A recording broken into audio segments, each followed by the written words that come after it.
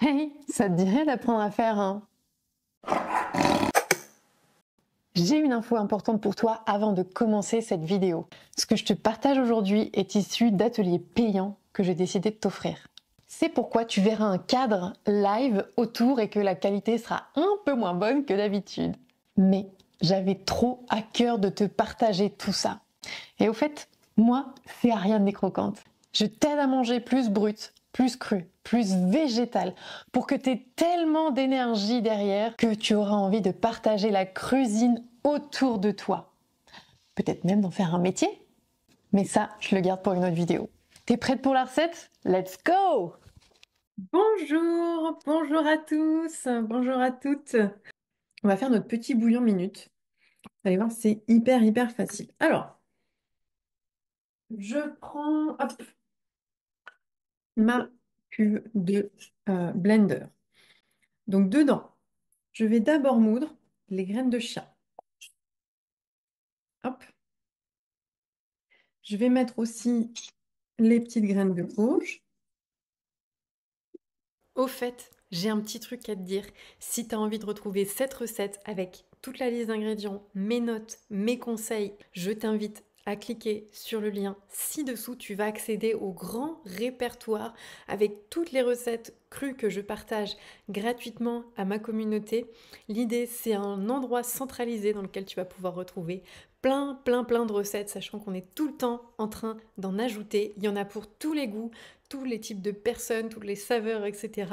Tu vas y retrouver la recette que je suis en train de te transmettre en ce moment et plein d'autres recettes qui sont détaillées avec toutes les étapes, tous les ingrédients. Et tout ça, c'est cadeau.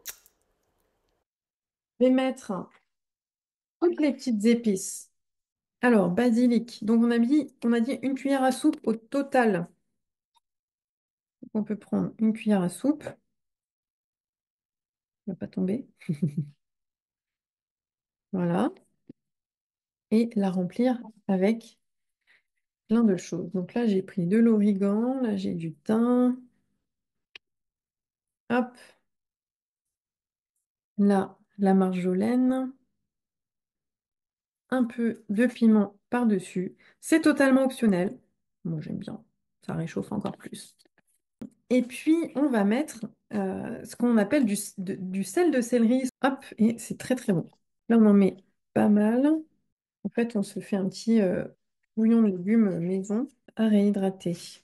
Et ça, c'est de la poudre d'oignon que j'avais fait maison aussi. Et puis, on m'a dit, bien entendu, on ne va pas les oublier, hop, les tomates séchées. Donc, quand je mets un morceau de tomate séchée, ça, c'est un morceau. OK? Là, on va juste mixer tout ça, en fait, tout simplement.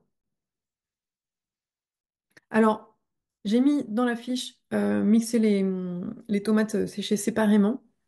Tu vas voir, ça va marcher aussi. On va faire ça comme ça. Voilà. Regarde ça, ça nous fait une super poudre. Elle est légèrement humide, je fais des tomates séchées, mais ça se conserve normalement assez longtemps. Alors, comme on a des graines de chia qui sont moulues, les graines de chia, ça contient des oméga 3. Donc, normalement, il faut les moudre à la demande, c'est quand même mieux parce que ça peut rancir un petit peu une fois que ça a été moulu. Donc, moi, mon conseil, c'est tu t'en fais en début de saison, tu le conserves au frigo, comme ça évite, ça limite clairement le rancissement. Voilà.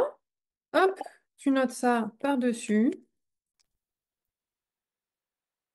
Ça me donne envie de m'en faire une là, tu vois. C'est vraiment, tu t'attends 2 minutes et c'est prêt, quoi. Génial.